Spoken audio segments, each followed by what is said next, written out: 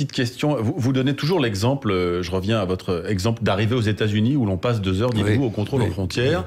Et non pas, dites-vous, parce qu'il y a trop peu de personnel, mais parce que c'est une vraie frontière. Vous savez combien il y a de douaniers aux États-Unis? Non.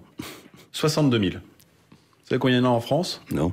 16 000. Ben oui, non, mais ça n'arrête pas de diminuer en France, les nombres de douaniers. Il y a aussi plus d'habitants aux États-Unis que... Certes, et la frontière est importante. Non, mais ma question, du coup, c'est, on a perdu 2700 douaniers en France. Pour une raison simple, je vous rappelle, c'est qu'on a transféré le contrôle des frontières à Schengen. Donc c'était assez normal qu'on supprime des douaniers. Il faut en embaucher d'autres maintenant pour La question maintenant, c'est est-ce qu'il faut une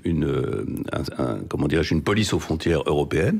C'est-à-dire, est-ce qu'on mutualise vraiment nos moyens pour créer une police aux frontières européennes? Ce qui était d'ailleurs le projet initial au moment de Schengen. On avait les dirigeants européens avaient promis qu'il y aurait une police qui n'a jamais été créée. C'est en train d'être mis en cours. On a lancé les... Oui, mais enfin, c'est très timide. Ou alors, il faudra que chaque pays assure sa part de contrôle. Mais on voit bien que dans Schengen, le problème, c'est qu'on reporte la question du contrôle des frontières sur des pays qui parfois n'en ont pas les moyens économiques, la Turquie, la Turquie est pas en Europe, mais la Grèce, etc. Donc je crois qu'il faut créer un corps de douaniers, de police aux frontières européennes. Un corps fédéralisé.